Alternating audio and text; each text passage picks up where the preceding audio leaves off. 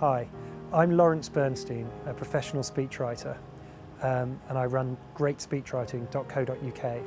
And irrespective of the sort of speech that you're going to give, there are 2 or 3 key things to bear in mind. Firstly, there is nothing to beat preparation, and hopefully you're not watching this 24 hours before you're due to give your speech, but the more time you leave yourself, the better. Second of all, don't worry about speaking for too long. Often a 5-minute speech is much more powerful and impactful than a 20-minute one, and brevity is often the key. And finally, although a lot of the videos that I've created are about writing a speech, please remember that you can't think about writing and delivering separately. They're one and the same thing. You're writing to make the speech easy to deliver, and if you think of it that way, then the thing should work.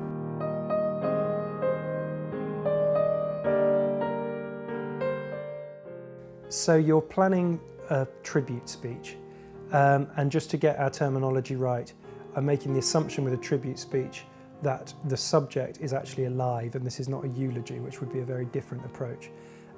So let's take for instance a tribute to somebody who is about to retire from work after a long period of service.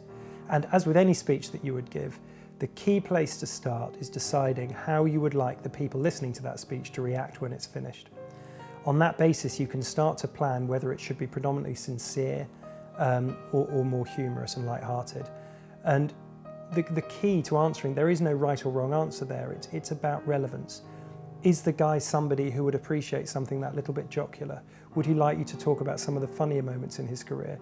Was he perceived, or is he perceived to be a particularly serious colleague, somebody who laughed at himself, somebody who would find this sort of thing amusing, or somebody who would just be absolutely shattered if you use this as a forum to have people laugh at his or her expense. So, having decided the approach you'd like to take, I think a few key tips. First of all, keep it relatively brief. You don't, however long the person has worked at the firm, you don't want to spend half an hour running through everything they've ever done and every project they've ever been involved in. Let's look at it at a higher level.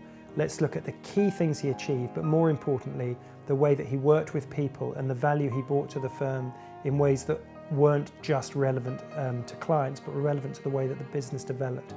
Relationships, at the end of the day, are much more relevant to this sort of speech, and something that people will empathise with much more than somebody's achievements that have probably already been rewarded in a number of reviews year after year on a more professional basis. It would also be nice, even if it's a work-based tribute, to try and pull the thing out of context and look at some of the things that interest the person who is retiring outside of work. Will they now be spending more time with a hobby? Are they going off to another firm? Are they going off to work for another sector?